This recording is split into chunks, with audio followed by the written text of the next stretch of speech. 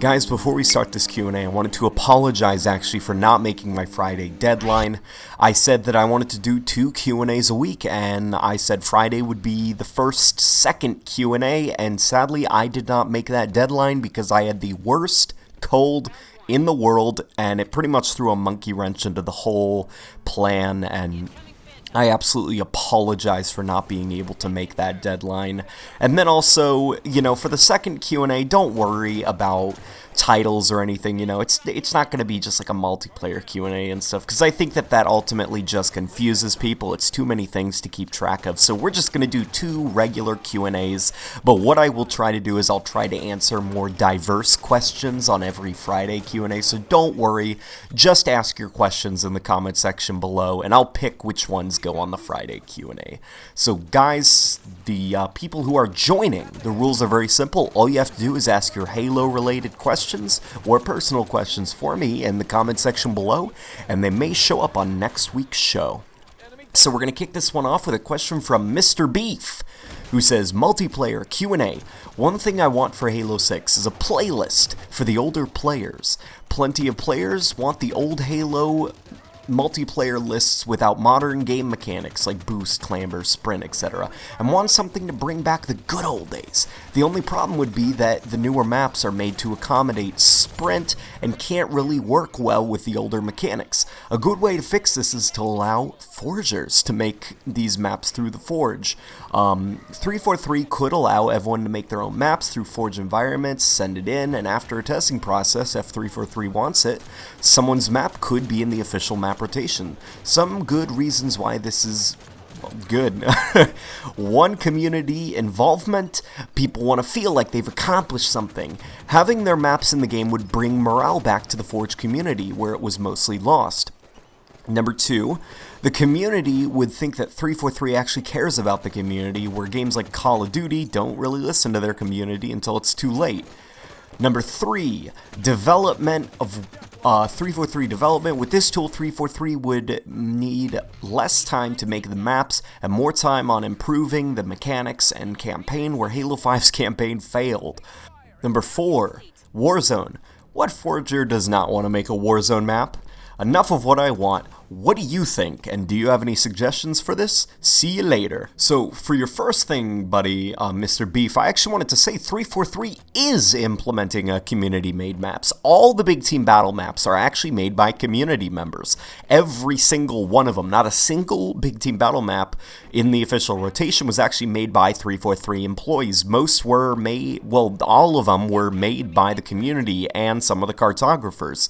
And so, 343 definitely is listening, and I do agree with you, actually, that some kind of classic playlist could work if 343 allowed community-made maps to get into the circulation. And could you imagine how awesome it would be if they actually, for this classic playlist, this hypothetical classic playlist, it was actually full of Forge recreations of classic Halo maps, like not just, remixes, but like pinpoint accurate classic maps. That would be freaking awesome.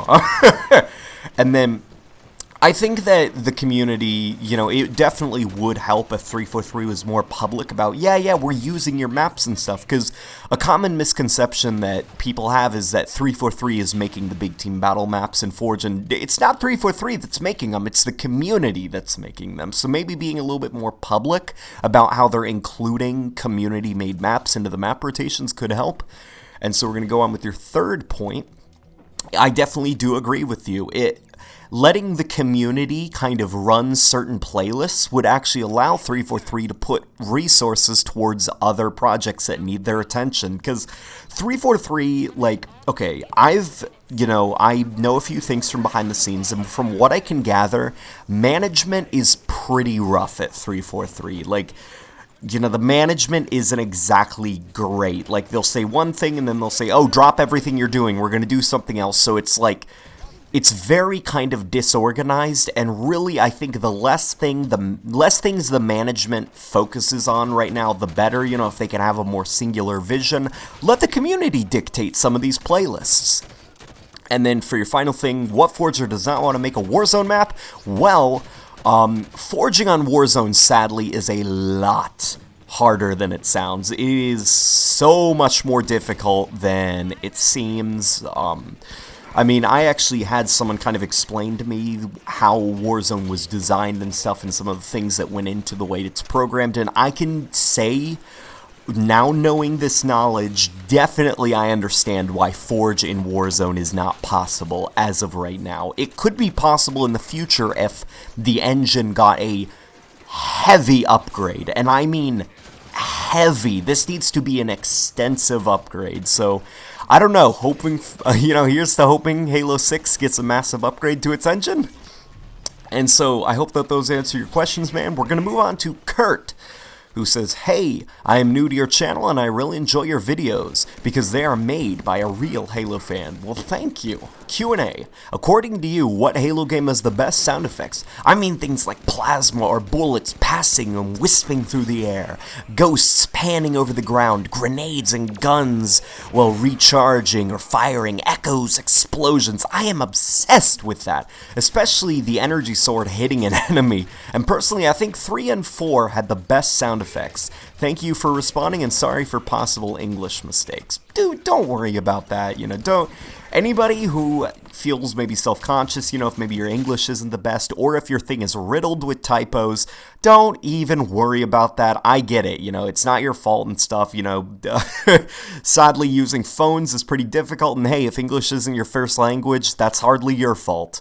So, in my personal opinion, I felt that 3 and 5 have the best sound design. Now, notice I said sound design, because 3, I think its sound effects are aging, well, kind of like milk left out in the sun, Halo 3 sounds pretty bad, I'm gonna be honest, especially, the assault rifle, it sounds like someone just kind of lightly tapping against a wall with a wooden stick. The sounds are definitely not aging very well in that. And 5, I do think 5 particularly has strong sound design across the board in terms of how realistic the gun sounds, but the thing that's important when I'm talking about sound design, as opposed to how realistic the guns sound, is Halo 3 and 5, they do something very special where every gun sounds very distinct and unique. Even if it maybe, sounds a little bit bizarre, I know not a lot of people like the sound of the Magnum in Halo 5, but you can't deny it's a very specific sound that you could probably recognize if you heard it on the battlefield. One of the problems that I actually had with Halo 4's sound design is every gun just kind of sounded the same. It was very hard to tell what somebody was using if you hear gunfire off in the distance. Now, that being said, also, I do think Halo 4 kind of suffered a little bit because some sounds for the guns sounded very, kind of, filtered and stuff, and they sounded very artificial. The assault rifle for Halo 4 is probably my favorite sound effect for the assault rifle in a Halo game, but something I cannot deny is that it doesn't really sound natural. If you take the audio file itself of the assault rifle firing, it sounds very mechanical and artificial. It sounds like something made by a computer. Now, obviously, they went out into the field and actually fired guns and recorded those guns, but then people went into the studio and kind of remixed the sounds and combined them into the sound that the assault rifle makes, and sadly, it sounds like that. It doesn't sound like an actual gun being fired. Like if you stand inside of a hallway and you fire it, and then you go outside into a wide open field and fire it in Halo 4, it sounds the same. There's no echo, there's no bass to it or anything. It sounds exactly the same no matter where you're firing it. Where Halo 5, you can tell that a lot of time and effort went into making the sound design even better and stuff. Like when you're in a hallway and stuff, you can hear how hollow the guns sound. When you're in a small room, the guns sound even louder because it's bouncing around off the walls, like the echoing and stuff. So I personally think Halo 5 and 3 have the best sound design, but in terms of gun sounds and overall, I'm gonna be honest, Halo 5's sound design is winning me over. I love the sound of the Magnum in Halo 5. I love the sound of the Wraith's boosting, that little ping that it does.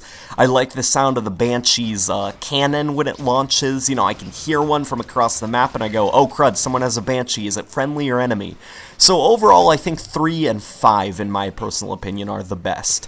That being said, though, I still prefer the Halo 3 energy sword in both sounds and looks. So I hope that answers your questions, man.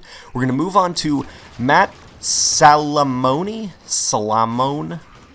Man, I probably really butchered that one. Multiplayer Q&A. I completely agree with everything you said in your rant video. There are even many bugs I'm experiencing that you didn't even address. Do you think 343 needs to take a month off of the monthly content system and just fix the UI and all the bugs? So, what he's talking about, guys, is I actually made a rant video a few days ago where I was sick, I was in a bad mood, and the latest update for Halo 5 has actually broken quite a few things in terms of custom games, Forge, and, well, the theater mode, as broken as it is, somehow got even more broken. And recently I discovered a problem with the theater mode where if someone joins late in a game, their Spartan will have no animations in the theater mode, so you'll just see their Spartan sliding around and stuff, and it looks so bad. So Halo 5, in my personal opinion, is starting to become unstable with each monthly update. You know, there's lots of new bugs introduced and stuff, and it's starting to get really frustrating for me. And part of this, I do think, is because 343 is crunching out these monthly updates. I don't think that they were equipped to deal with the monthly update system. I think that they were overly ambitious when they announced it and stuff, and they didn't really stop and think about the long-term consequences and what kind of a workload that would put the team under.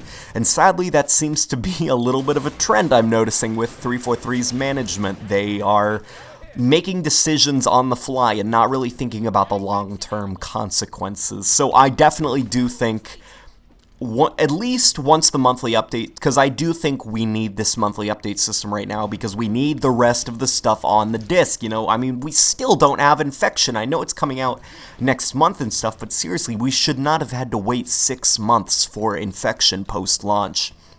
So once everything is released back to us, you know, all the content that was held back, then I think that they need to, like, have extensively test and retest and stuff and create the ultimate patch that will fix and resolve most of Halo 5's issues. And, you know, I don't know, man, I'm getting stuck. I'm starting to get a little bit tired of the numerous amounts of bugs and glitches that are starting to pop up in Halo 5. You know, it's getting a little bit ridiculous in my opinion. So we're going to move on to a random elite who says, Q&A. First off, I hope you feel better soon. Well, I actually do feel a lot better. And now let me test my luck to get into your Q&A. Well, guess what? Your luck succeeded. Okay, so first question. If 343 won't let us play as elites, do you think they may let us play as Promethean soldiers? Since this is their Halo and they can make their characters playable and they are about the same size, and that sounds cool. Also, an interesting idea I had is that you could do a speculation video for every update and like what's in it, hopes for it, Rex in it, etc. P.S. Pardon my grammar, I'm writing this on my new phone and it's awkward. Don't worry about that, man. So, I completely agree with you that they could let us play as Prometheans, and I hope that they let us play as both elites and Promethean soldiers, because elites, you know, just because that's a staple of the Halo franchise that in my personal opinion should not have been removed.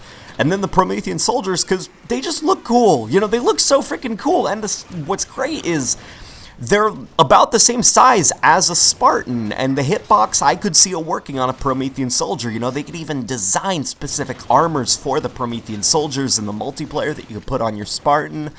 It's just, overall, it's a cool idea. And then for the speculation videos and stuff, I would do that, but I don't really know what else there is to say, you know. Memories of Reach, we already know what's coming with that, and then Hog Wild, I think a majority of the Halo community has kind of come to the understanding that it might just be race, you know, the race game type and stuff, so I don't know. And then on top of that, you know, Hog Wild I'm not too interested in, like, even if it is race, it's just, I don't know, you know, what a weak way to kind of end Halo 5's monthly DLC season with a Warthog-themed update. You know, why not do something big and bombastic, like something insane that would blow the community away?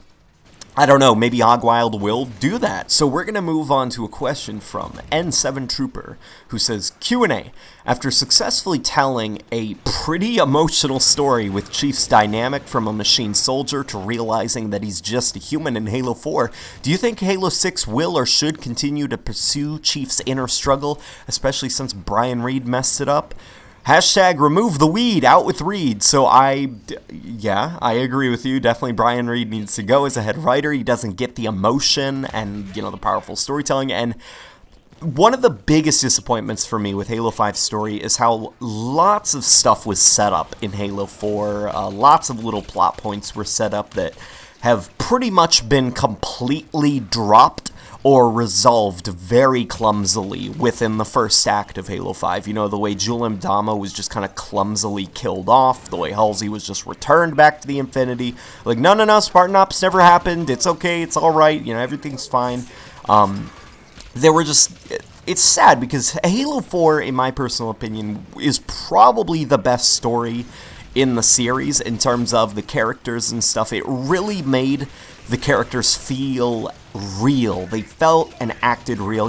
Chief, the way he was kind of struggling with the fact that he has no personality and kind of like the mental stuff that he was going through. He was depressed in Halo 4. He was going through different stages of depression, and that was pretty interesting to see because realistically, someone taken as a child, indoctrinated, and then turned into a war machine, and, not given the ability to live through their puberty and stuff, experience love and emotion, that would happen to a person in their later life. It felt really realistic, the stuff Chief was going through.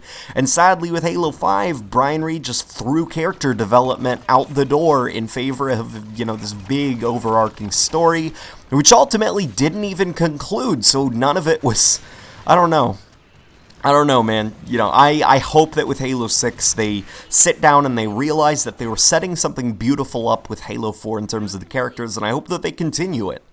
So we're going to go on with Matthias Mueller, who says, Q&A, do you think 343 will change up the multiplayer in Halo 6 gameplay-wise?